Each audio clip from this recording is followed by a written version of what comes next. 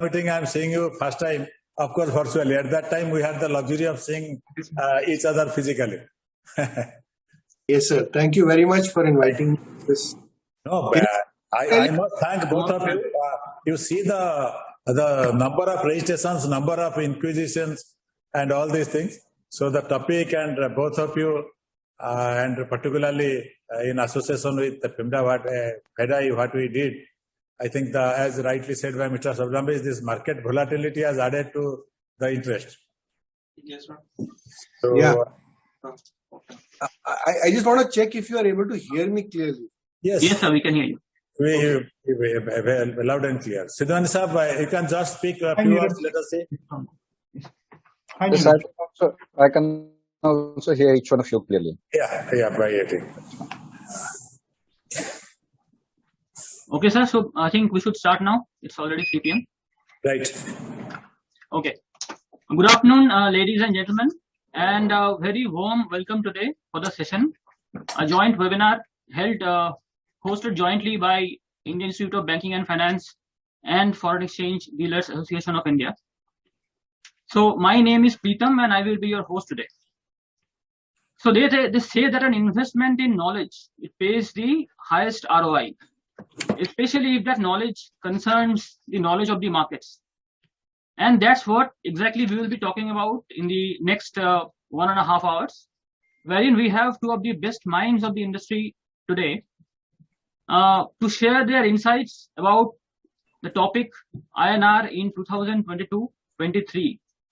And that too on a backdrop where there is a war waging in the Eastern European borders, and that is jeopardizing the whole nascent recovery post-pandemic economies all across the world. And also the spiraling inflation trends that we have seen globally, fueled by the petroleum prices and also the commodity prices.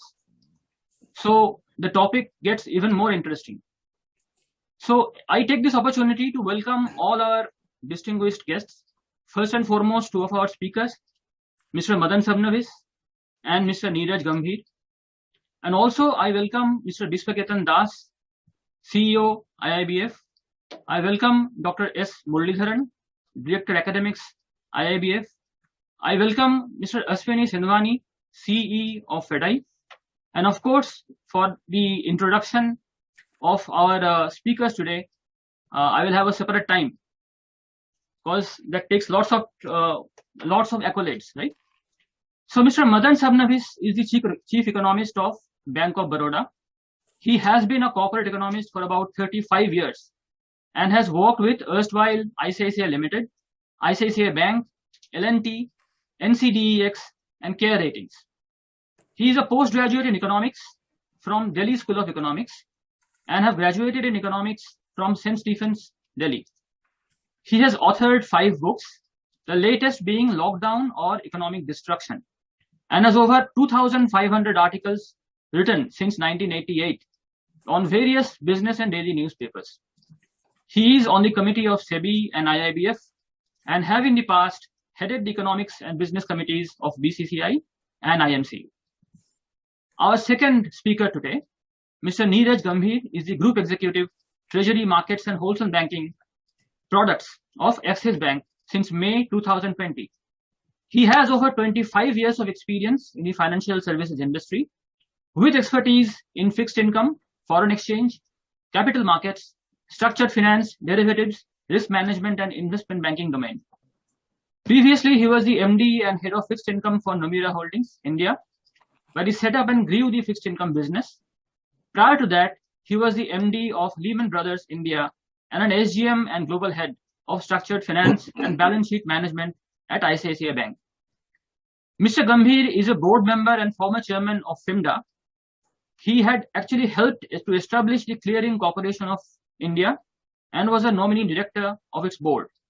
He was also the vice chairman of task force set up by Ministry of Finance, Government of India, for establishing a public debt management office. Additionally, he was involved in Indo-Japan discussions for financial cooperation. Mr. Gambhir holds a Bachelor of Engineering degree in Computer Science and is a postgraduate in Business Management from IIM Lucknow. where he was awarded the PGP Chairman's Medal. So with these two established and distinguished members, distinguished speakers, I will now hand over the podium to our CEO, Mr. Biswaketan Das, for the welcome address.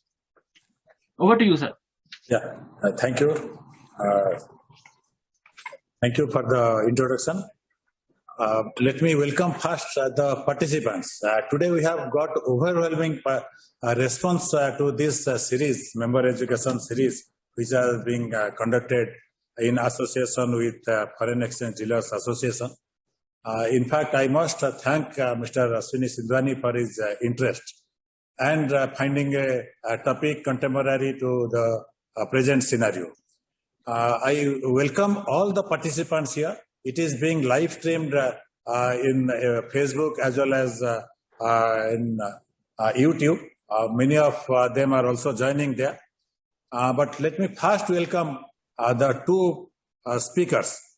Mr. Madan Sabnabis, who has been quite a well-known face in Indian economic system through his articles, articulative discussions which he used to have at various forums, the books which he has written, and today he is with us to discuss about the fate of INR in 2022 and 23. We have with us Mr. Neeraj Gambhir. Welcome, Mr. Gambhir, who was my close associate in my earlier phase in Treasury and FIMDA. And having known him personally and seen him and listening to him personally, I am sure all the participants will have the glimpse of his analytical mind and the articulation in regard to the rupee. Many of these participants are from the Treasury. If I am not wrong, most of them have the Treasury of different banks have also joined here to listen to you. I welcome both Mr. Madan Sabnabis and Mr. Gambhir to this member education series webinar. I welcome the Chief Executive of FEDAI, Mr. Ashwini Sindhwani, with whom we have a very, very long association. And in fact, the capacity building course on foreign exchange is being run in association with FEDAI. When we see the rupee or when we feel the rupee in India, perhaps many of us, we do not understand if rupee is valued at 77 or 52 vis-a-vis dollar. So how it will unravel in the near term, how it will unravel in the long term, what will be the effect on the common people other than the dealers. If rupee depreciates, most common sense is that if rupee depreciates, our export will grow. Whether that is actually true, whether we should allow the rupee to depreciate, or RBI should come and stem the rupee falling, and how do we do that? All this is if you see the rupee per se, it is not rupee per se. It is the reflection of the Indian economy. It is regarding the trade deficit, it is regarding our own inflation, it is regarding our export, import, everything combined together is manifested in rupee. So, I expect all the participants to have a greater view of the implications of movement of the rupee and how it will happen going forward. But I think with this, I will not take much time, because the time belongs to today to our distinguished speakers. I welcome both the speakers once again and welcome all the participants. Thank you, sir, for the welcome address. I would now invite Mr. Madan Sabnabis, Chief Economist, Bank of Baroda, to share his perspective, an economist's perspective, on INR in 2022-23. Over to you, sir. Yeah, thanks a lot. And first of all, I'd like to thank IIBF and FEDAI for having me on this particular forum. I do feel privileged and honored to be out here and speak to an audience who probably are better educated than me on this particular subject. Now, when Dr. Muralidharan had first broached this particular subject, I think it was maybe a few weeks back, on the INR in 2022-23, I think the perspectives were quite different from what they are now, because the kind of developments which have taken place, I think the narrative has been changing by the day. And there is more uncertainty when it comes to guessing or conjecturing as to where exactly will the value of the rupee finally land up in this particular financial year. Now, in order to understand this, as an economist, the way we would look at it is that we look at around 3 or 4 things which generally keep driving the currency. Okay, one is what I would call fundamentals. The second is an external factor, an extraneous factor about what is happening in the global economy, what's happening to the dollar. The third is trying to guess or second guess what the Reserve Bank of India is going to do. And then there's a fourth factor, which I would say is more conceptual in nature, which I don't thoroughly agree with, but it's nevertheless an important factor. And any discussion on the rupee also will refer to the REER, which we keep talking of, real effective exchange rate. So these are the 4 factors which to my mind would be at the back, which would be driving the value of the currency during the financial year. Now let's look at the fundamentals. Now, when we look at the fundamentals, I'll say, where are the dollars coming? Where are the dollars going? Because at the end of the day, if you're looking at the currency, it's like any commodity where the price has to be determined by the demand and supply. So in case I see that the demand for dollars is going up relative to the supply of dollars, which is probably coming down or not keeping pace with the kind of requirement which is there, it would be a natural tendency for the rupee to depreciate. So what are these factors which we're looking at? We would look at the balance of payments of the economy. When I talk of the balance of payments, it's nothing else but an account of the external account of the economy, which talks of where are the dollars coming and where are the dollars going. So we have 2 parts to it. We have what we call a current account and we call a capital account. So let's see what are how these 2 things, these 2 elements are going to move during the course of the year. First, if I look at the current account, which is normally the area of focus, because we've heard lots of people saying that what was a surplus in 2021 is going to turn to a deficit in 21-22, and probably in 22-23 we'll be having even a higher current account deficit. So what exactly are we talking of? At the current account level, the most important factor is the trade deficit. That is the result of exports and imports. And today we've had a situation where exports have been booming. We've crossed the $400 mark last year. And it looks like that the momentum which was set forth in 21-22 is probably going to be maintained. The month of April showed that exports had grown by over 20%.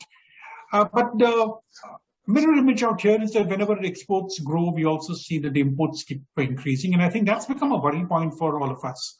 Because imports is when an economy is recovering, there's a tendency for demand for imports to go up. So demand for dollars or foreign currency keeps increasing. And accordingly, there is a case of saying that there is going to be pressure in terms of demand. But there is this other factor which has come in on account of the war, which is that commodity prices have started increasing.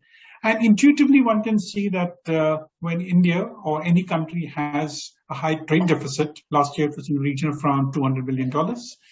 So notwithstanding the fact we touched $400 billion, we had our imports, which were around over $600 billion. So if I'm going to import more than I export, then it's but natural that the demand would be greater than supply, and there would be a tendency for a depreciation. So that's one of the major factors we have seen at the trade deficit, which is very high and will continue to remain high, not just because of the Indian economy, which seems to be on the recovery path, while there will be some element of a slowdown on account of what's happening in terms of high inflation and probably the RBI increasing interest rates. But on the whole, we are still talking of an economy which is going to grow at 7+%, which is going to lead to a greater demand for imports, which are going to come at higher cost.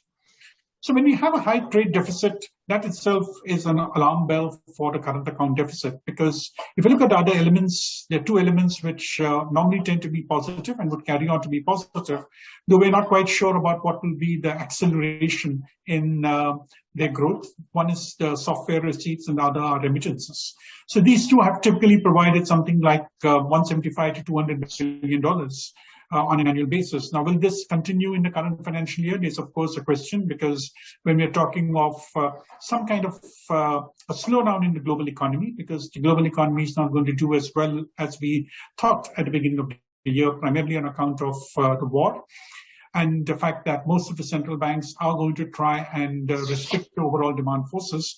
So this really means that even in terms of remittances, the kind of opportunities which are there in other countries for our expat population, that could be some kind of a slowdown. Similarly, when we're talking in terms of software receipts, normally it goes along with growth. So if the world economy is growing, the software receipts are going to keep increasing. So in this kind of a situation, there could be some kind of a pushback on account of the slowdown, which is likely to happen, which means that even in terms of other current account receipts, it would not be as buoyant as what they were in 21-22. So what we are looking at is a kind of a current account deficit, which could be in the region of around 2.5% to 3% of GDP. So that's actually a starting point of the fundamentals, saying that if I have a current account deficit, which earlier was the surplus, there is definitely a reason for us to believe that there's going to be pressure on the rupee. Now, how has this been countered in the past? It's basically by the capital flows. And here, I think I would highlight three particular points. We can look at FDI, we can look at FPI, and the third is the external commercial borrowings. Foreign direct investment, we have seen, has been bringing in something like $80 million on an annual basis. But there's a question mark about saying that will this be replicated in 22-23? One doesn't really have a clear answer because we have a situation where interest rates are rising outside. And if you're an investor, you're also seeing there are opportunities taking place in the Western world.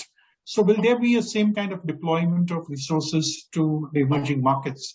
Because we should remember that one of the reasons as to why both FPI and FDI increased in the last decade or so is because of the quantitative easing. So we have a quantitative easing by the Federal Reserve, by the ECB, the Bank of England. So what really happened was there was a lot of liquidity, and what investors did was they picked up this money, and a large part of that was really invested in the emerging markets. So this is one of the unintended consequences of quantitative easing. Now today we have a situation where quantitative easing is being rolled back. And I think all the central banks are talking of saying that that's the end of easy money. It's not just that the interest rates are going to go up, but also there's going to be a rollback, shrinking of the balance sheets of central banks. So this means that even though I'm quite sanguine that we could still probably be seeing FDI in the region of around $80 million for the third successive year, but any kind of an acceleration of which we'll have to view with caution.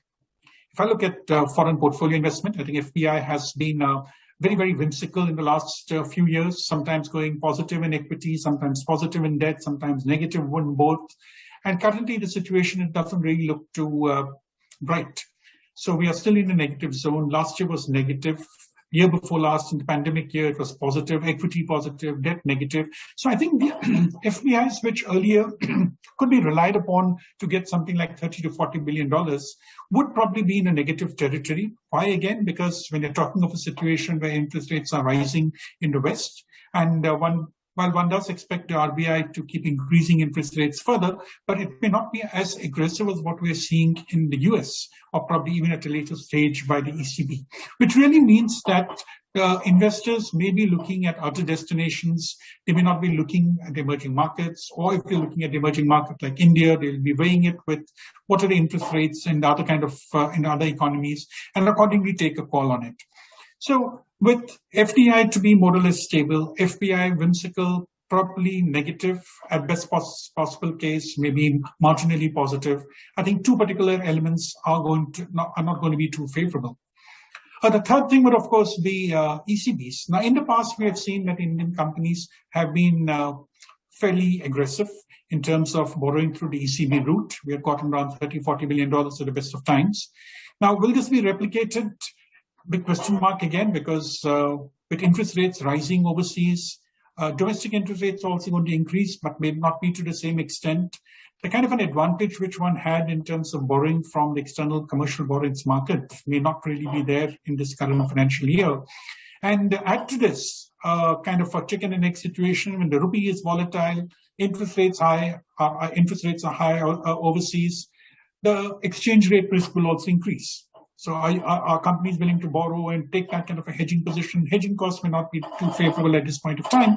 So therefore, ECBs may not be the preferred route to a very large extent in this current financial year. So therefore, I would tend to believe that the fundamentals would dictate that there could be a kind of a pushback, and there would be a case for the rupee to depreciate. Now, the ultimate answer to the demand supply, whatever happens in the balance of payments, is the change in your forex reserves. Now, we have seen our forex reserves going up to around $640, $650 million. Subsequently, we have seen that the forex reserves have been coming down. Today, we are just marginally below $600 billion, not because of the demand supply thing, because RBI has been selling dollars. They have been getting into these swap arrangements with banks, providing dollars so that they're able to steady the rupee. So this is something I'll talk a little bit more about when we're talking of the RBI factor. But suffice to say that the fundamentals may not be leading to too much of augmenting of the forex reserves. They could be declining. How much they will decline could be anyone's guess, depending upon how the trade deficit actually behaves, how the FPIs behave. But on the whole, we cannot feel as confident about the forex exchange reserves increasing as we were at the beginning of last year. The second factor we need to look at would be the external factor. What is happening to the dollar? Because we have seen that whenever the dollar appreciates, it becomes stronger. There's a tendency for most currencies to weaken. So even today, I remember in Monday morning when we got up and we got to know that the rupee was taking a severe hammering, first thing we did as economists was try to see what's happening to other currencies. And what we realized is that India was not an isolated case. It was happening to virtually all currencies. And we may have memories that the euro-dollar rate was 1:1.20, came down to 18, 17, 15, 16. Now it's 1.05. We're nearing parity. Now, why is it that the dollar is strengthening? The dollar is strengthening because American economy appears to be strong. Federal Reserve is trying to pull back. They're trying to increase rates. They want to deflate the economy because there is strong reason to believe that the economy is overheating, with unemployment rates also coming down. So when the dollar becomes stronger, and it's likely to remain strong for the rest of the year, there is a reason for us to believe that there will be pressure on the rupee, including the other currencies. In fact, we've been doing this analysis almost regularly, picking up the top 20 currencies and seeing as to how does the Indian rupee really fare. We would be probably somewhere at a median level. So if I'm looking at around 20 currencies and look at who all are depreciating, we'll see that India is actually not doing that badly. Okay, at any point of time, we're doing it almost on a monthly basis. We see that India is not somewhere at the median level. But the fact is that we need to depreciate. And this is something which may probably be a necessity, because when we talk of what the RBI is looking at, there's always this feeling that a weaker rupee is something which would be helping exports. Nothing has been conclusively proved, because I would tend to believe that global economic conditions are more important. But the fact remains that if other currencies are depreciating and I'm not depreciating, there would be a tendency for me to lose my export competitive advantage. And therefore, to some extent, I think there's a lot of comfort which is there when the rupee is depreciating, when other currencies also depreciate. So this is another factor which will continue to be fairly negative in terms of the strength of the rupee, so which will be pointing towards a depreciation. But this brings in the important factor of the RBI, because all the time when we talk among ourselves, the first thing is that what is the RBI going to do? Because we have seen that when there was a time, I think maybe a month and a half back, like February, where people spoke of the rupee touching 80 rupees to a dollar, we had seen that the RBI had come up with the swaps. There has been intervention in the market. There has been intervention in the forwards market, in the NDF market. So whatever the RBI does, it also helps to strengthen the rupee. So there's a case of saying that, well, today, if you ask me where do you expect the rupee to go, I may say maybe 79, 80 by the end of the year, but that's all contingent on what could be happening as far as the RBI does. Because when the RBI starts supporting the rupee, there's a tendency for the rupee to sort of regain its strength, or the depreciation or the slide is arrested. So this is something which is it's not known. And I think the RBI has continuously reiterated that they are not looking at any particular value of the rupee, but they want less volatility. They don't want too much of speculation to take place. Because the situation is fairly crazy, because when the rupee is depreciating, market expects the RBI to say something. They expect the RBI to intervene. If the RBI does not intervene, then it's assumed that the rupee should be falling further, and the rupee will fall further. Exporters will hold back, importers will rush in, the demand supply is exacerbated, and the rupee starts depreciating. If the RBI starts intervening, the question is how much can the RBI intervene? Can they keep putting $5 billion on a monthly basis, $10 billion on a monthly basis? It's not a bottomless pit. While we have a fairly good set of reservoir of dollars, of $600 billion, but we cannot exhaust everything trying to defend the rupee. So I think that's another factor which comes in as to how much will the RBI intervene, and in what way is the RBI going to intervene? Is it a case of providing dollars directly in the market, or through the NDF market, or through the forwards market? But that's another important factor which we have no clue as to what the RBI is going to do. So we have seen even in the last couple of days, there has been news that the RBI has, I think Neeraj will be in a better position to explain, is in the markets, and as to how much has actually been the intervention of the RBI to steady the rupee. So this will be an unknown factor which can actually make most of our conversation out here meaningless, because if the RBI intervenes in a big way, the rupee may suddenly stop sliding, it may start appreciating. So that's an unknown factor. And the last factor we look at is the RER, so the real effective exchange rate. Now, the RER is not something which I, as an economist, am particularly for, but definitely that's a factor which is looked at, because the way we define nominal multiplied by our inflation compared to world inflation, currently, if you look at it, the rupee seems to be fairly well valued, I would say, because we have seen that the RER has been moving in a similar direction. I think it was 103 or so for the latest information provided by the RBI. So that's another factor, and given the fact that our inflation appears to be less scary, at least I don't know what's going to happen at 5:30 today, will the inflation number be higher than that in the US? We're talking of inflation of 8% in the US, India is probably in the region of 7%. So is our inflation actually lower than that in the US, which means that our RER will also be in the right position? That's another factor which comes into play when we are talking of where the rupee will go. So if I have to combine all these factors, as I told you, it will be very, very audacious for anybody to take a call about how the rupee will behave, because while I could be sure that the fundamentals are going to not be very favorable, there'll be a case of depreciation. Rupee is definitely going to strengthen. I'm not quite sure about how the RBI would be behaving. And as an ex-post explanation, I don't really know how the RER is also going to behave. But the way we look at it is, it's more a case of adaptive expectations. We keep testing the value of the rupee by a rupee. When I say a rupee, we look at a range of earlier 76 to 77. Now we're talking of 77 to 78. And given the fact that the RBI will continue to increase the repo rate, maybe once or twice, maximum 3 times in this financial year, we're looking at a repo rate of around 5.15%. Federal Reserve will, of course, be more aggressive, so I don't think it will be to the same extent to provide that kind of comfort, saying that there'll be more investors who will be coming to India or not coming to India. So that would be something which is fairly open. We're actually looking at something more in the region of around 78 to 79 if these kind of conditions are going to continue. Of course, there will be something with this kind of a number will have to be reviewed continuously. And unfortunately, the kind of a number which I'm talking of, it's definitely driven by adaptive expectations, because as the rupee keeps depreciating by a rupee, we see that there is reason for us to believe that it will go down by another rupee.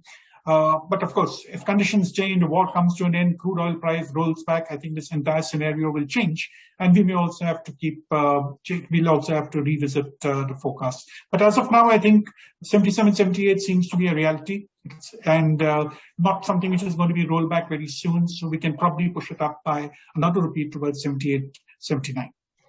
Okay, these are my preliminary remarks. Thank you. Thank you, sir. Very prudent insights from a very prudent economist. So with that, I would now invite our markets participant, Mr. Neeraj Gambhir, Group Executive Treasury, Axis Bank, for his submission, please. Thank you, sir. Over to you. Yeah, hi. Thank you, Prateek. First of all, big thank you to IIBF, Das Saab, and Ashwini from FEDAI for giving me this opportunity.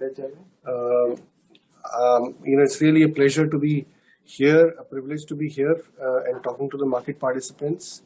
The topic is very, very topical. Whenever rupee goes through these kind of gyrations, it's standard practice to quote Oscar Wilde, who in his 1895 play said that the chapter on the fall of the rupee you may omit, it is somewhat too sensational. This is what Oscar Wilde said in 1895. So while the chapter on the fall of the rupee may have been too sensational in 1895, I would like to argue that in 2022, it is not at all. So my first point, that Madhav touched upon this. So my first point is that while we have seen some volatility of late, and maybe this volatility is higher than what we are used to, by any measure that you look at rupee's fall, it is actually very, very well contained. And in that sense, rupee has been actually a very well performing currency. So, if I were to look at, let's say, what has happened to rupee in the last 1 month, 3 month, 6 month horizon, we've depreciated somewhere between, if you look at last 1 month, we've depreciated approximately 2%. If you look at 6 months, we've depreciated roughly about 3.5 or 3.7%, right? If you look at JP Morgan Asia Dollar Index, in 1 month, it has depreciated by 3.3%, and in 6 months, it's depreciated about 4.5%. So we are actually somewhat lower than what the Asian emerging market currencies have done. And we are both on a 1 month and 6 month horizon. And if you look at a 12-month horizon, then the number is exactly similar. We have done less than what some of the other Asian currencies have done. And when we talk about Asian currency, we largely talk about China. China has depreciated by roughly 5.5% over the last 12 months, and similar amount in the last 1 month. So most of Chinese yuan depreciation has actually happened in the last 1 month.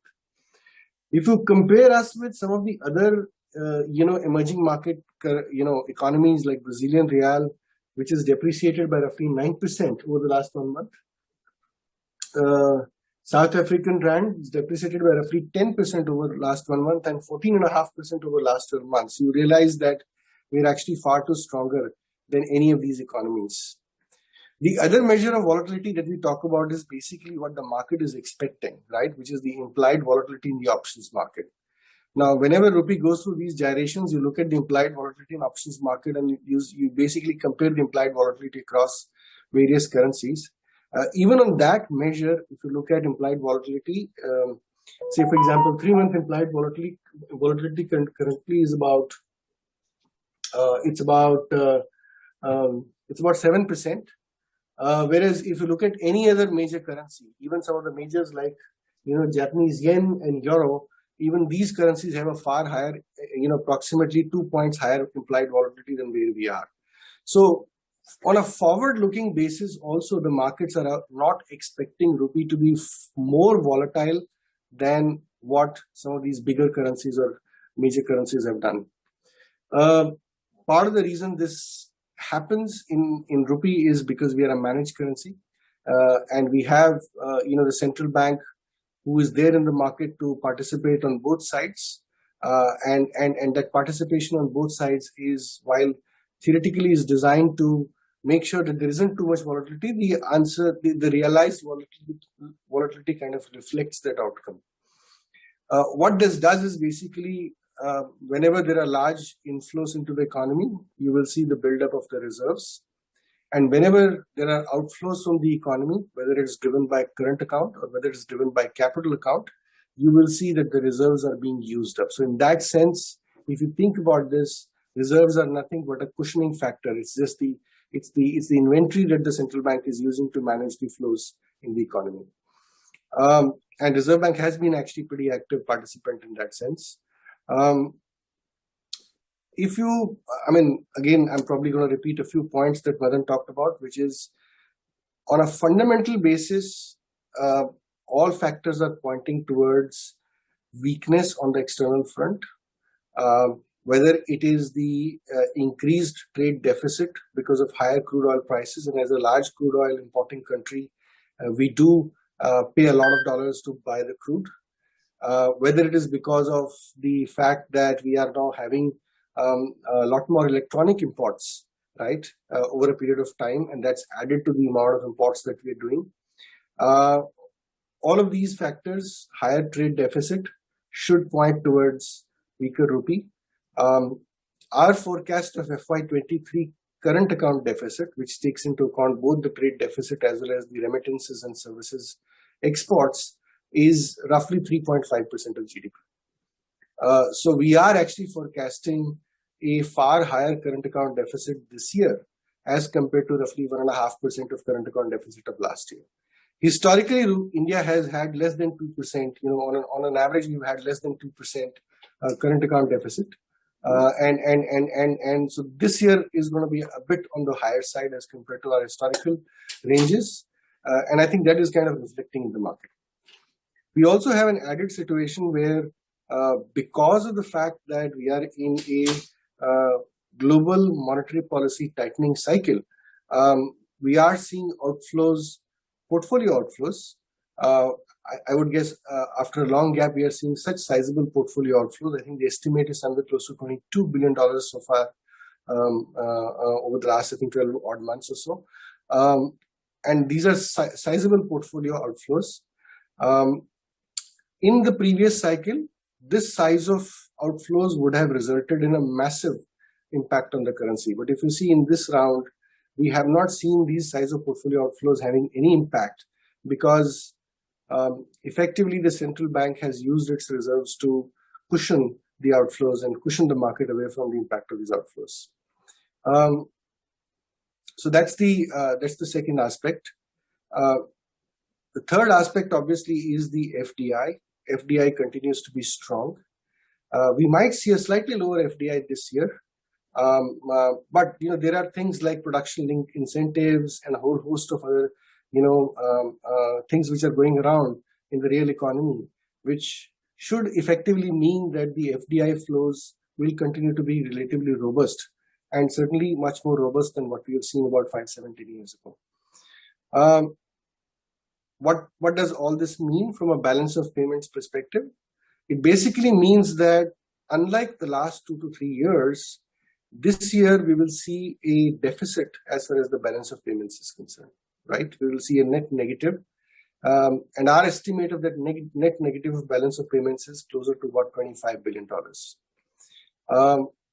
Therefore, even if you don't account for the leads and lags in the economy and the hedging, etc., that happens, we should expect somewhere close to $25 billion worth of drawdown of reserves this fiscal year, right? Now that can happen in the first part of the year, second part of the year. It depends upon how the actual flows play out, but we should at least be prepared for that level of reduction. We have actually already seen that level of reduction in some senses. So we've seen, the foreign exchange reserves come down by roughly $45 billion. Our estimate is that roughly half of this is on account of actual outflows and half of this is on account of valuation of reserves, because Reserve Bank does hold a large part of their holdings in non-dollar currencies. And since the reserves are being counted in dollars and dollar has been strengthening against other currencies, so our reserves have seen a valuation drawdown. Now, how do we sort of think about the outcome on the rupee going forward? I think we are still in a scenario where United States is going to be one of the most aggressive central banks as far as the normalization of policy is concerned. And the reason for that is that if you see the amount of increase that they have seen in terms of their inflation, it's quite substantial, right? They were struggling with getting the inflation up to roughly 2% in the last decade, post-global financial crisis. And suddenly their inflation is somewhere between 7 to maybe 6 to 8% back. So that's a 6 percentage point increase in their inflation.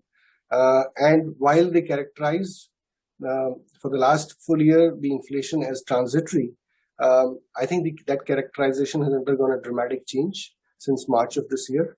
And clearly now the central bank is worried about the entrenched nature of the inflation, and therefore they are going to take far more aggressive actions, whether it is the hikes in the policy rates or whether it is the reduction in the balance sheet. Compare that with some of the other global measures. We are not seeing that level of aggression in terms of normalization from ECB. Japan still continues to be in a very sort of dovish, soft policy mode. They are unlikely to sort of tighten up in any meaningful way. So most of the global central bank tightening is driven by what Fed is going to do. We have a few other central banks like Australia, New Zealand, Canada joined this bandwagon, but the other major, and maybe Bank of England, but the other central banks like ECB, etc., are probably somewhat going to be slower. And that's reflected in the way the market is pricing in central bank intervention or central bank sort of policy rate changes. This will in all likelihood continue to have some kind of a negative impact on portfolio flows. We've seen that in the past, that whenever the US policy tightens, there is a reversal of flows from the emerging economies. The global capital goes back in to the safe haven assets, and there is in general an increase in the risk across the markets, and it kind of is some kind of risk off sentiment starts coming into play. I think this cycle has so far been very similar to what we have seen in the past. Therefore, as far as the external environment is concerned, global factors are concerned, I think they will continue to be negative. I have already spoken about the fundamental factors, which is basically the fact that our trade deficit is negative, our current account deficit is going to be much more negative than last year. So that's also a sort of an impact that we have to take into account. As far as the actual demand and supply of US dollars in the market is concerned, I think we have so far seen some kind of reluctance on the part of exporting community to participate in a meaningful way in the markets. I think most of the exporters are of the opinion that since rupee is likely to depreciate more, they are kind of holding back from hedging, and I think these flows are on the sidelines for the time being, and they'll probably wait for a better time when the conviction is there that the best part of the depreciation is out of our way. At the same point in time, we have seen consistent, sort of hedging demand from importers, if not too long-term, at least to some short-term demand. And this sort of imbalance in the market has created some kind of additional demand in the system, right? And that's again what is getting reflected in the way sort of rupee has sort of moved in the recent past. My estimate is that given the fact that Reserve Bank has already intervened to the tune of roughly $25 billion, as we can see from the reserve numbers, a good part of the BOP negative is kind of taken care of in some senses, right? And therefore, what we may see in the time to come over the rest of, let's say, 10, 11 months, may be far smaller than what we have seen in the first maybe 2 months so far this year, or first 1.5 months this year. In any case, the months of April, May, June tend to be cyclically weak for the currency because most of our flows are bunched up towards the second half of the year, and that too in the Q4. So Q1 typically tends to be the period when rupee is usually quite weak, and this time around I think that is also getting quite exacerbated. So as long as global factors remain well contained and on the expected path that the markets are pricing in, which means that the crude oil prices hover around $100, maybe $100 to $120.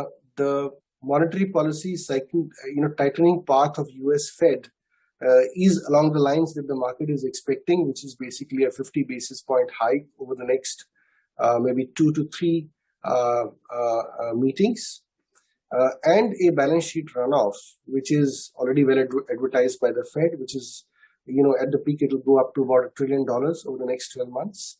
And the other central banks are also sort of sharing the same course.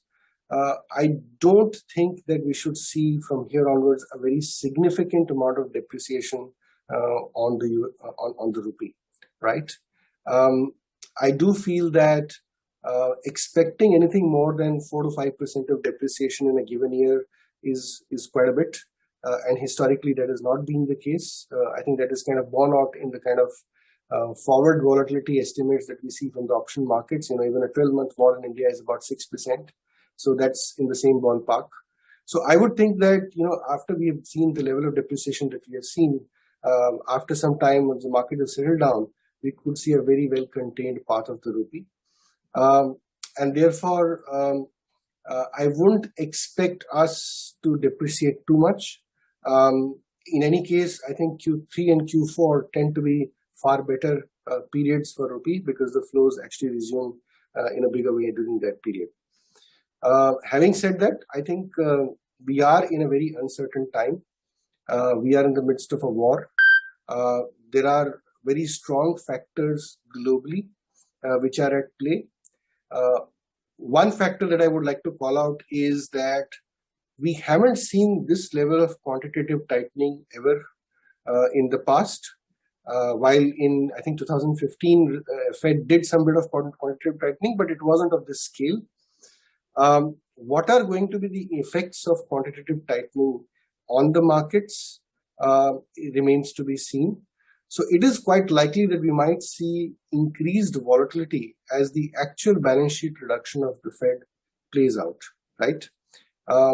Also, if the geopolitical risk exacerbates from here, in any way, we could see a spike in crude oil prices and in general commodity prices, which may actually further impact our external factors negatively. So we need to be watchful of these factors. But barring these factors, if the markets play out as expected, I would generally guess that the volatility in rupee should subside over a period of time, and I think we should see we should expect some depreciation, but not of the order that we've seen in the first month and a half so far. So I'll just pause there and happy to take any Q&A after this. Thank you, sir. Very insightful again. So with this, when Madan sir is saying an economist point of view that we will be seeing dollar at around 78, 79 level, you have given a market perspective that there won't be too much of a depreciation. So with that, I would just open the podium to for a panel discussion. We will deep dive into the trajectory of Indian rupees in 22-23. So I would request Mr. Ashwini Singhani, the Chief Executive, Foreign Exchange Dealers Association of India, to take over and give us a few more insights on the trajectory of Indian rupees. Over to you, sir. Thanks, Pratik. And, good afternoon, everybody. And at the outset, I would like to convey my thanks to IIBF for organizing this event, and also to Mr. Madan Sabnavis and Neeraj for accepting our invitation and joining us for this discussion today. So, taking the topic forward, I think it worked out based on what you have mentioned. I must acknowledge that your thoughts, these are quite comforting, especially in the last 1.5 months, 2 months, when we have seen a sudden spurt of depreciation and so much going around all over the world and high level of volatility. When you say that, especially in Madan's words, if I can say 77, 78, and maybe we'll revise it by 1 rupee, 78, 79, even that sounds very comforting to our ears. And then again, Neeraj also mentioned something that the volatility is quite low, and if the things work out the way we are expecting, maybe you may not see the kind of spurt which we have seen in the last 1.5 to 2 months. I think sometimes having been in the market for long enough has got a different memories keep flashing in your mind. So when I'm keep reminding of myself and about 2013 scenario, what we saw when we used to talk about the rupees, fragile 5 and other sort of thing. Though today what we heard about is that we are somewhere in the median as compared to the other currencies, as compared to the rest of the market, we are doing relatively much better. So one thing which comes to my mind, Madanji, if I may ask you, you mentioned about the capital flows and other things. Though we all know FDI may continue to be at the sustainable level, almost not much shift in the FDI, but FDI clearly we are seeing the outflows, major outflows, which we have seen, and we feel, as Neeraj also mentioned, as the US dollar strengthens globally, this experience tells us that market goes into the risk off mode, which means pulling out all their investments from the emerging markets and developing countries back to their home country, and we are already seeing that trend. With that thing, FPI probably turning into negative, and ECB also, you have mentioned, is unlikely to grow going forward, especially because of depreciating currency, high hedging cost. Do you see the possibility, though you have mentioned current account deficit at 2.5 to 3%, though Neeraj had slightly more conservative view on that of 3.5%. Do you see the possibility of country going into, once again, are we looking at the twin deficit kind of situation? And how is it likely to affect our country rating as a whole? Though I know at this point of time, nobody is talking about that. Do you see that possibility? I think what you have said is right, that we are going to have the twin deficits. One, we know that the fiscal is already strained, and they are trying their best to make sure that we are what we have targeted. But in terms of current account deficit, I think the situation which you spoke of in 2013 and today what we're talking of 2022 is quite different. Because I think the kind of a reservoir of forex reserves which we have today, which we have built assiduously in the last 5 years or so, does provide a lot of comfort that even I would say, even if I go by Neeraj's number of 3.5%, it's not a very comfortable number, but 3.5% current account deficit is definitely something which is sustainable. Because we all know that what we're going through today is not a permanent situation. It's a very temporary, it's a kind of a random shock which has come through. It's caught everybody unaware. It's like none of us knew 2 weeks back that we would be depreciating like what's happening today. So maybe the things could just cool off over the next couple of months or so. So I don't think there is a fundamental weakness as such in our fundamentals. So pardon me for using these kind of words. Like if I go back to 2013, there was a problem which we had even in terms of trade, in terms of our capital flows. So today what we are seeing here is going to be more an aberration, which we are seeing even in terms of, say, FDI stagnation, ECB is not picking up, or your FPI, or even the current account deficit increasing. So I think the overall conditions, because the economy as a whole, I won't say it's very, very strong or something, but it's definitely much better than what it was, not just in 2013, but we have come out of the pandemic also fairly well. It's a fairly strong economy. There, of course, it's not an easy economy because inflation is obviously a worry. So that's something which could shake the apple cart. But on the whole, I think the external account is not as scary as what it was earlier. So that's what gives confidence that what we're seeing today can be taken to be more of a temporary shock rather than something which is which has permanency, which can actually damage the external account. Thanks a lot. That's I think makes it a little more, adds to the comfort what we are thinking otherwise. Neeraj, if I can come back to you, you mentioned about that US is clearly, we all know, is more aggressive in terms of normalization. And many of the European countries who are just simply following the US, and India also, we have seen already a 40 basis point hike, and we are expecting maybe another 50 to 75 in the year, where US is still, people are talking maybe 150 to 200 basis point kind of thing. With that situation, I see the differential between US dollar and Indian rupee is obviously going to narrow down. Does it make, going forward, does it make it less attractive as a destination for FPIs, especially when they're looking at debt portfolios, or otherwise, is it likely to have an impact in the future flows? Any take on that from the market? Because whenever anybody is sitting in that regional or the global desk, he will be looking at multiple emerging markets, not just India.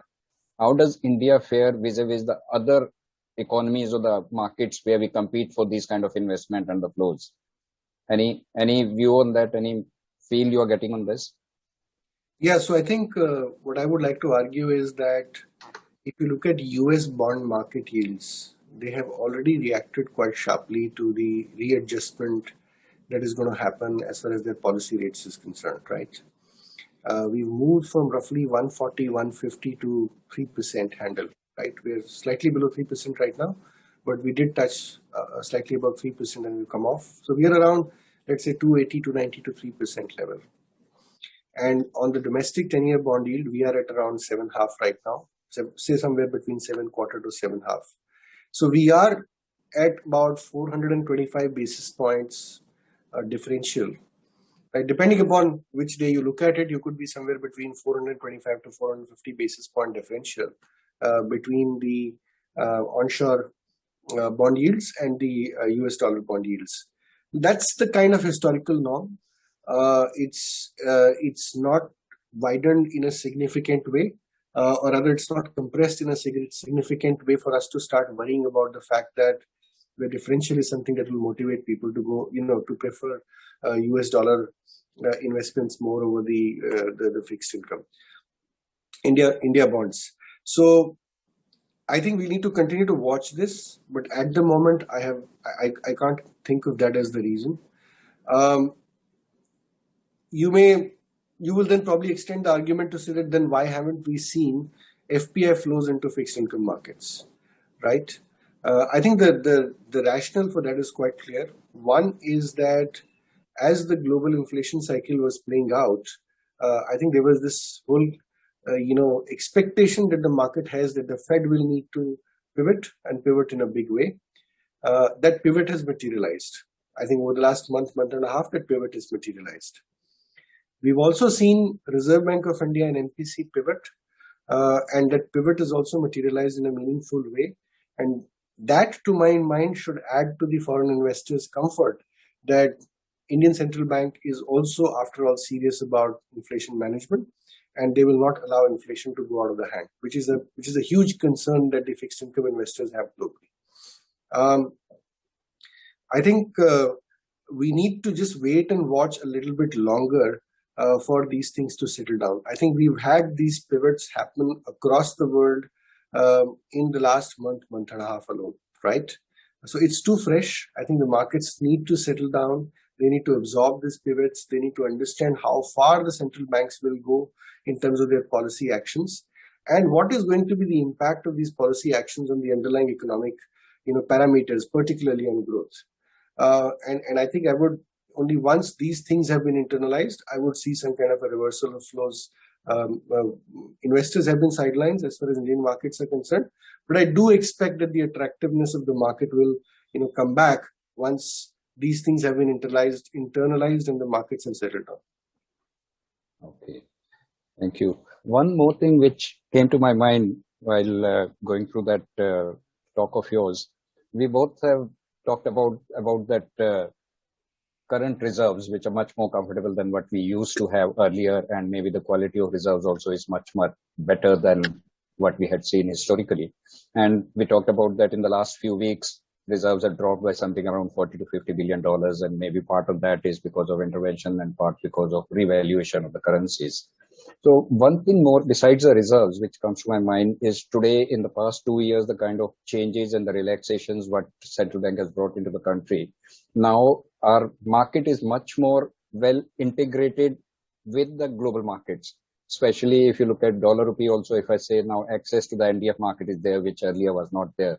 With these kind of things, obviously as a trader, you will have access to that market now, which earlier both the markets used to work in isolations, and there was some lead and lag effect also. And as a central bank also, they had to do all the intervention or all the action they needed to do through the domestic deliverable market.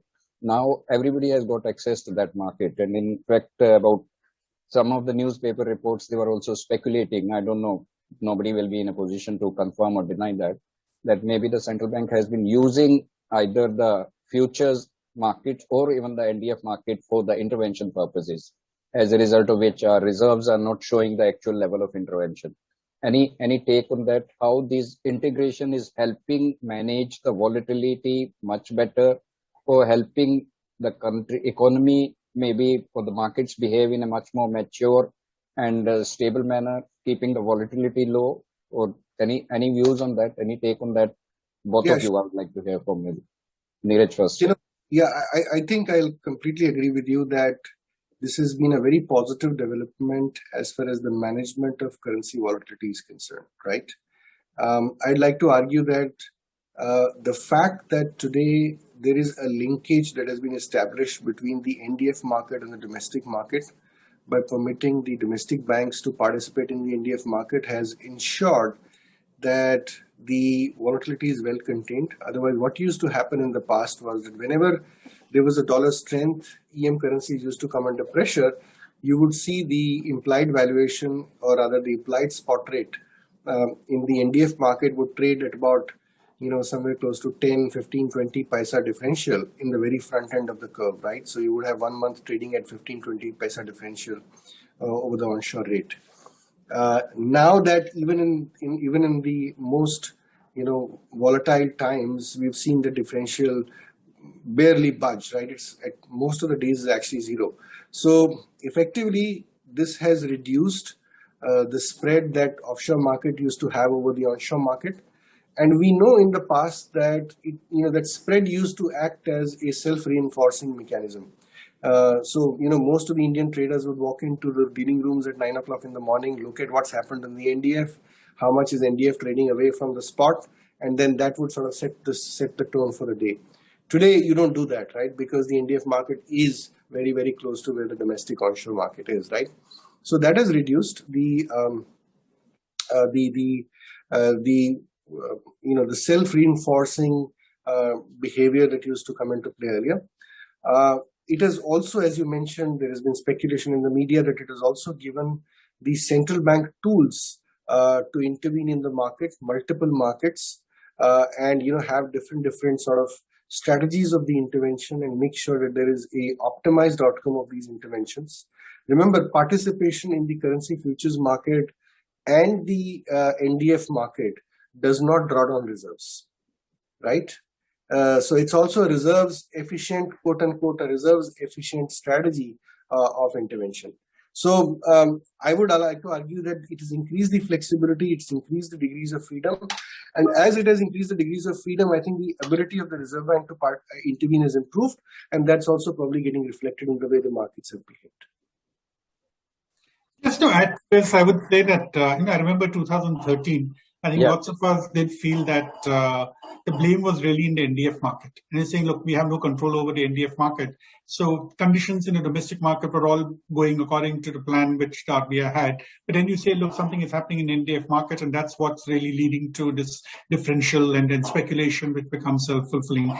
So I think the kind of financial innovation which is there today with the RBI, not just looking in terms of offloading reserves, but also getting into the futures in the NDF market, opening the market of the MDF market for the domestic banks. I think that has made a big difference. And I think that's a very good thing which has happened, because you're able to, rather than sit back and say, look, it's the NDF which is responsible for it, you make that more organized in terms of the players so that the differential which is there between the two markets gets narrowed down. So I think this has been a good way of trying to react to the volatility which is there in the market without really losing your reserves. So I think that's been a benefit for us. So I can say that in a way, whatever the initiatives or the measures have been taken in the past 2-3 years, or maybe the learnings from the previous episodic events, those are helping us overcome this kind of turbulent times in much more efficient and better way. That's good to hear that. Then one thing more, I think, Madanji, you have mentioned about, normally I know that people avoid giving any particular levels, though with proper caveats and disclaimers, you talked about 78, 79 and 77, 78.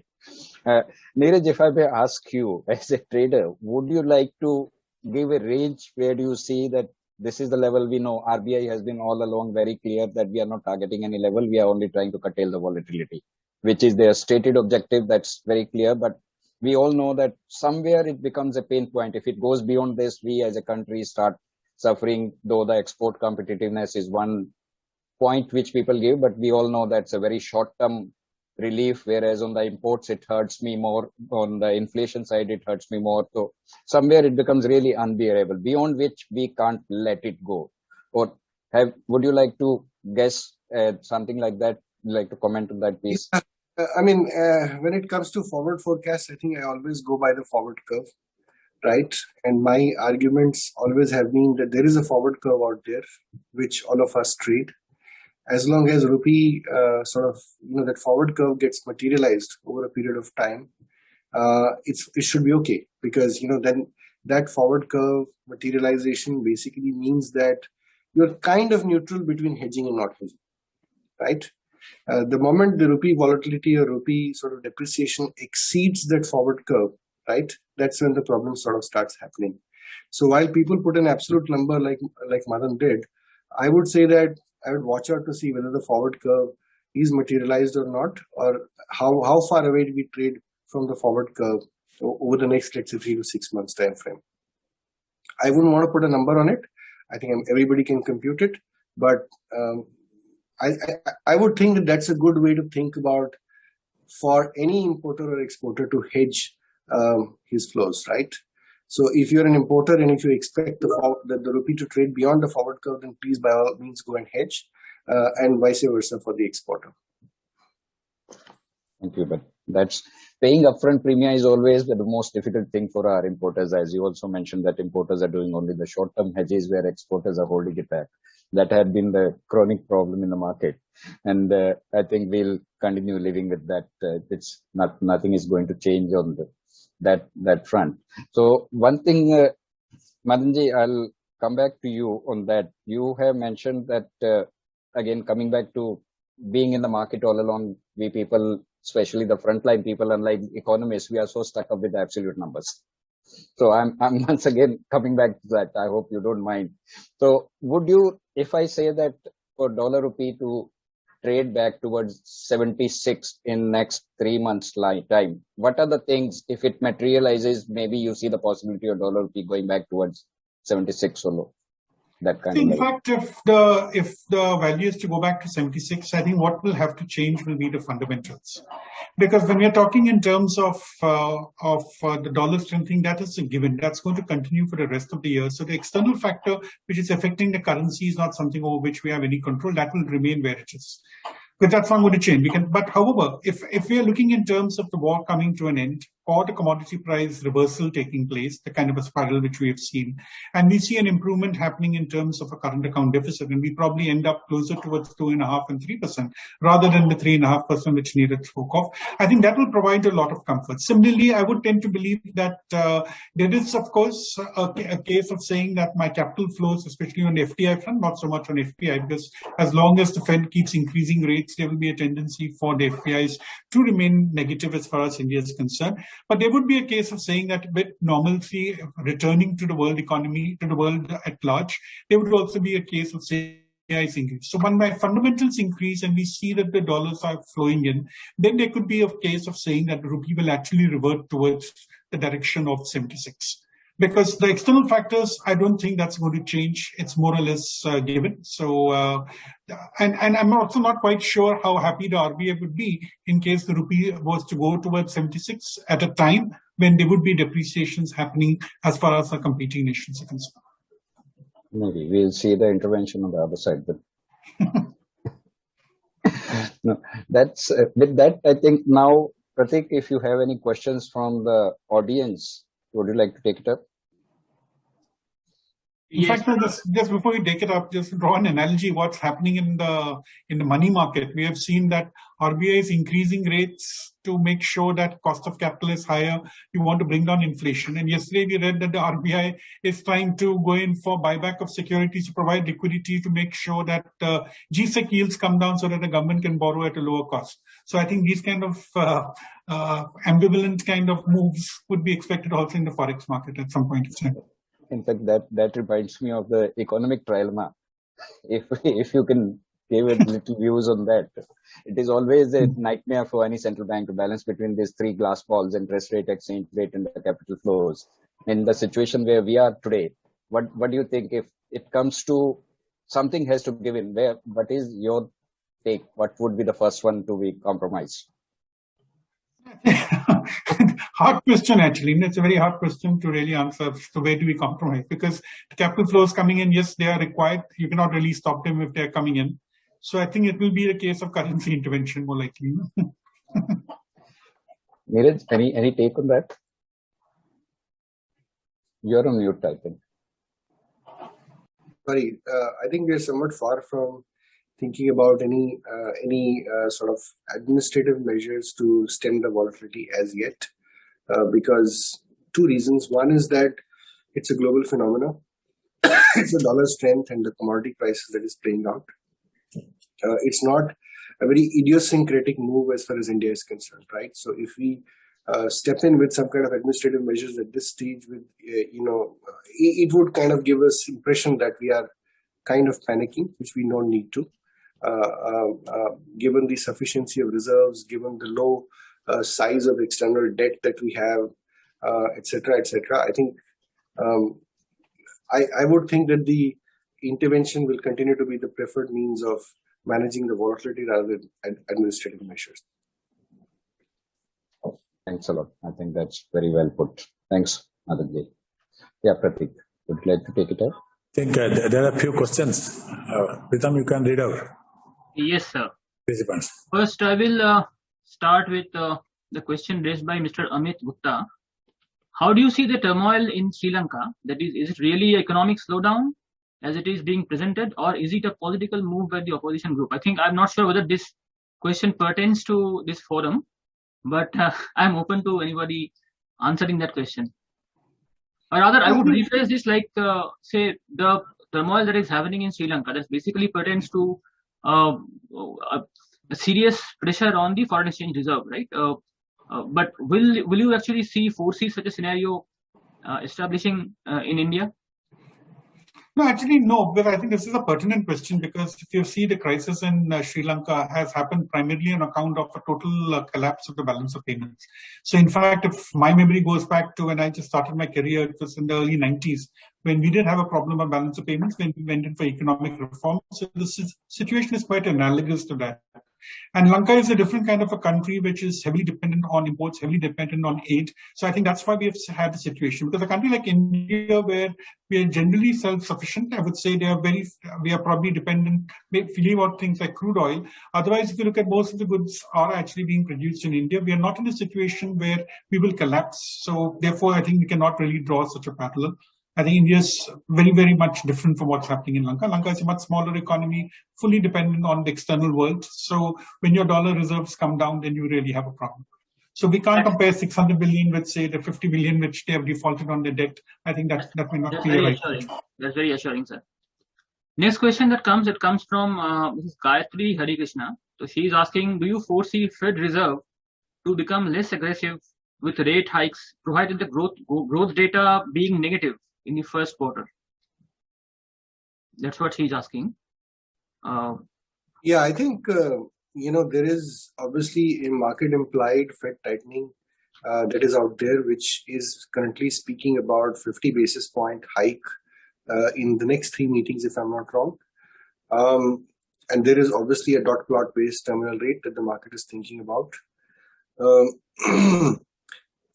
Fed, clearly, I think they have become far more serious about inflation. And even if there was a somewhat of a growth slowdown that we were to see in numbers, I don't think that will deter them too much from pursuing the path that they have already laid out. The only situation where we've seen in the past Fed actually step back from such tightening cycles is when, in their assessment, their financial conditions in US tighten significantly. And one of the factors, and there are multiple factors that they look at in terms of financial conditions, one of the factors happens to be equity markets. The other factors are typically, for example, credit spreads on junk bonds, high yielding bonds, etc. Volatility in the equity markets. So if all of these things point toward a very significant tightening of financial conditions, and the economy has cooled off to a certain degree, and if in their assessment the forward path of inflation starts looking more benign than what was initially estimated, I think these could point towards a less aggressive Fed at this point in time. But I think we're somewhat far from there. Even though people used to talk about a Fed put, a Powell put being available at 4,000 S&P. We've seen S&P break 4,000. We've not seen any sign of that put. So I think it's clearly evident that Fed is far more serious about their role as far as management of inflation is concerned, and the path that they're likely to take. In fact, I feel that Federal Reserve cannot go back on what it has already said. I think because I think the statements made by the Fed are taken seriously all across the world. And just tomorrow, if you say that they decide that, look, we're not going to we're going to roll back, we're going to sit back and not have any more rate hikes, I think it'll distort the markets very, very severely. So everything's going to go topsy-turvy. So I don't think the Federal Reserve will do such a thing. Even in case conditions do improve substantially, it'll be. Okay. And she asks another question, Mr. Gayatri Harikrishna. Will the world economy fall into recession? Now, that is a very deep diving question, basically. So, what is your view on this? Is there any probability that the world economy as a whole, with this geopolitical tension and the spiraling fuel prices, will there be any possibility of recession? It's always possible. I don't know what the probabilities are. I think if you basically think about the fact that Fed is going to take the rates to about 3.5% over the next, I would say, 12, 18 months, right? There is going to be a very significant quantitative tightening of their balance sheet. Now, significant in relation to what we have seen in the past, not significant yet in relation to the expansion of the balance sheet that we've seen in the last 2.5 years. I mean, the Fed balance sheet has virtually doubled in roughly since the onset of the pandemic, right? And what they're doing right now is take out about $1 trillion out of that. So, but like I said before, we still don't know what the full effects of quantitative tightening are going to be. Neither does the Fed. I think they've acknowledged that. So we will have to see how this plays out. I would be more mindful of seeing the impact of the QT than the hikes. The hikes are in the price; they're well articulated. The impact of the QT remains to be seen, right? So if U.S. economy goes into recession because of the aggressive tightening by the Fed and the quantitative tightening, will it drag other economies into recession? Possibly. But I don't see us in India going into recession anytime soon, right? I think we're still in a fairly healthy growth rate. We might see some tapering down of the growth rate. We might see some tapering down of the demand because the rates are going to go up now. But I don't expect us to be falling into recession anytime soon. I have a slightly different view here because I think that the world economy will definitely not slip into a recession. We should remember that all this talk of saying that the world economy or any economy going to recession is premised on the fact that central banks are tightening too tightly, means increasing the rates or doing whatever it is to slow down the growth in the economy. And now all the moves which are being made by the central banks are being done in a calibrated manner. It's a fine-tuning process going on every 2 months or so. You sit down and decide. So the once they feel that the economy has slowed down to what they wanted, the level which they want, I think the tightening itself will automatically become weaker. So therefore, we could also expect a change in the policy stance taken by central banks across the world. So I don't think it's a case of saying that we increase the rates today in the world and this recession is going to happen tomorrow, because a recession, let's get that very clear. Recession is 2 quarters of negative growth. So what we're talking of is something which is more serious than just a slowdown in growth. India slowing down from 8.9% to 7.2% is definitely not a recession. Okay, and I think that's the sad part. I think there's a lot of hype which has been put to saying that is India going towards stagflation, which is a recession and high inflation. Let's clarify first what a recession is. Technically, that's what a recession is. Like during lockdown, we did have a recession, negative growth rates in 2 quarters. So I think governments and central banks are going to be mindful of it. As they're approaching the first quarter of negative growth, there will be preemptive action taken to make sure that the ship is steadied. Okay, thank you, sir. So another question that Manish Gupta had asked earlier, is there any correlation between Indian rupees and Chinese yuan? So both these currencies are falling vis-a-vis dollar. So can we actually foresee a correlation? Sir, Madan sir, you are on mute, please. Yeah. No, I think statistically it would probably follow, as I said, that when the dollar tends to strengthen, Chinese yuan as well as the rupee have both tended to depreciate. So if I do a correlation, a statistical correlation, I may come to a positive correlation. I think it will probably be strong. That will hold with lots of other currencies, but I don't think the two of them are directly related. That's my view. Okay. P. Hari Kumar, he asks, with the introduction of CBDC, do you expect the inflation to come down? No, I don't. You know, I was about to say that CBDC is quite some time away as yet, right? I'm hoping to see some kind of pilots being launched in India this financial year. And for CBDCs to reach a stage where we can talk about its impact of inflation is still quite some time away. I think it's a concept many central banks are still grappling with how to introduce. There are still discussions around the benefits and the costs of having a CBDC. In India, we've announced that we're going to do a CBDC, but I think the first step will most likely be some kind of pilots being run to see how it will work out. And only over a period of time do you see CBDC sort of play out in a bigger way. Even if it does play out in a bigger way, and I'm not sure I'm in a position to comment about its impact on the inflation, but think of CBDC as an electronic form of the cash which is sitting in your wallet, right? So as long as it's just an electronification of the cash which is sitting in your wallet, should it have a substantial impact on the inflation in the economy?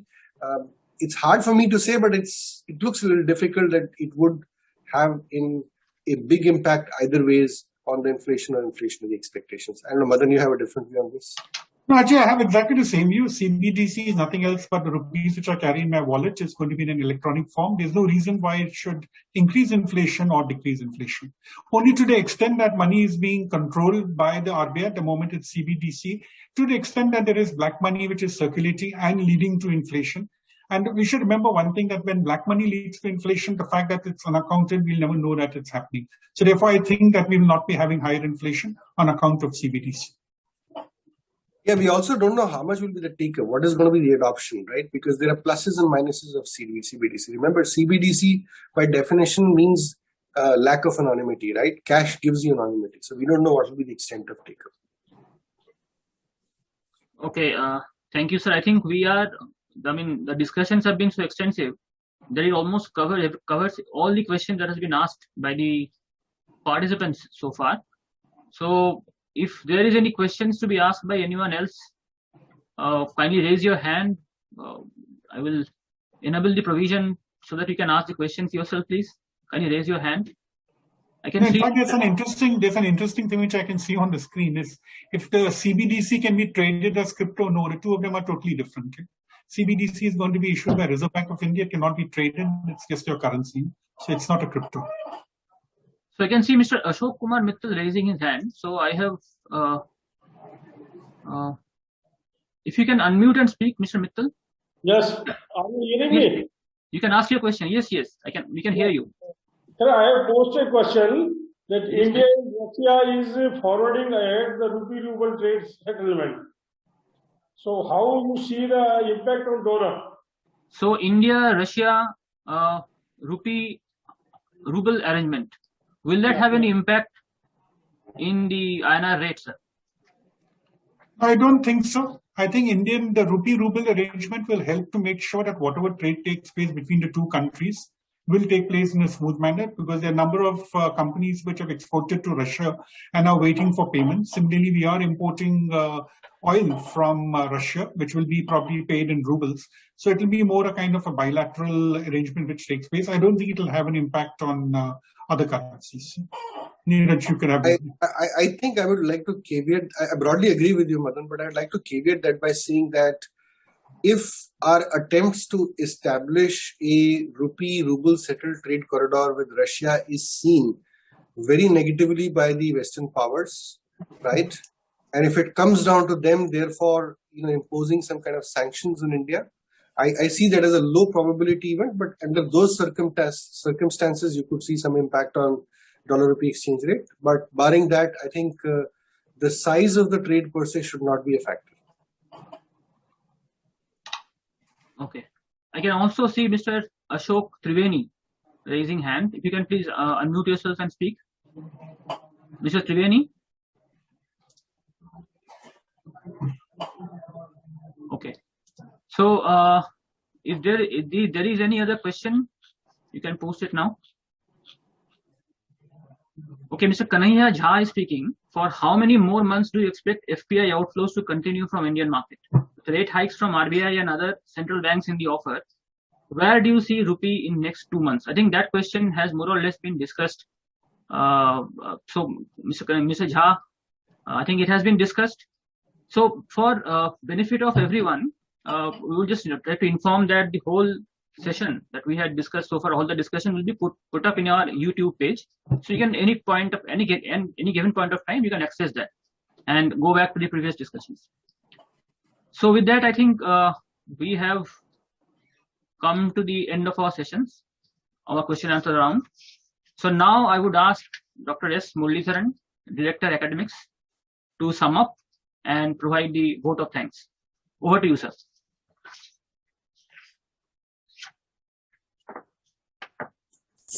Thank you, Preetham, and it was really a wonderful session by two experts and excellent moderation by the Chief Executive of FEDAI. Just for the benefit of all, I'll just walk all of you through some salient features made by the two distinguished speakers.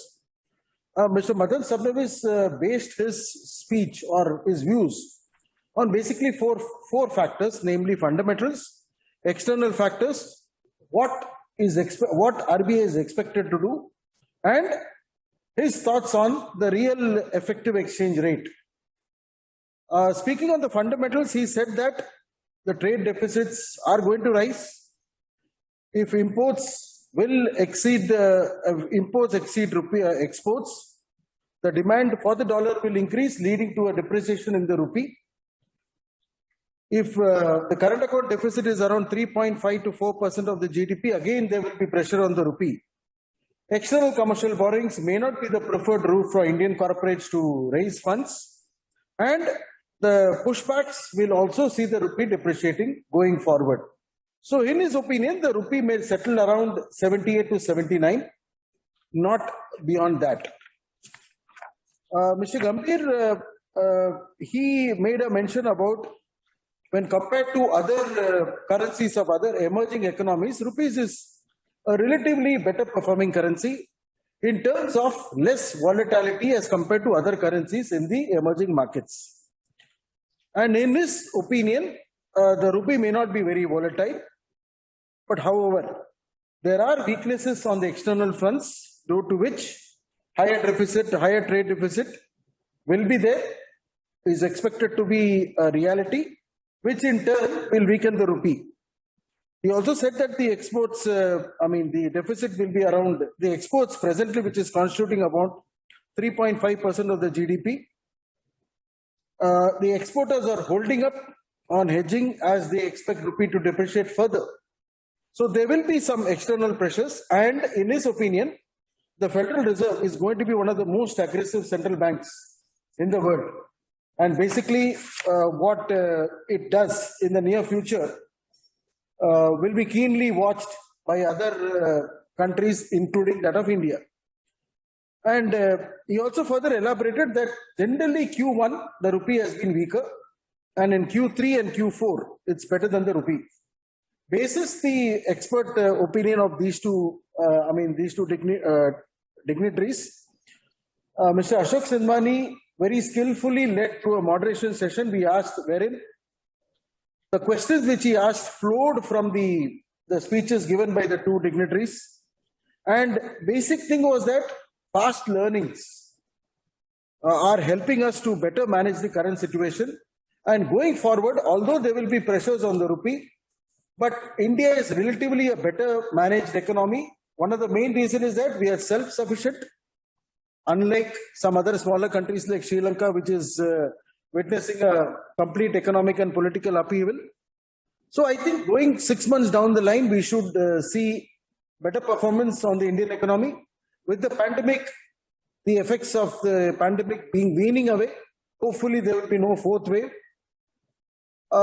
We should see a situation where the rupee emerges stronger.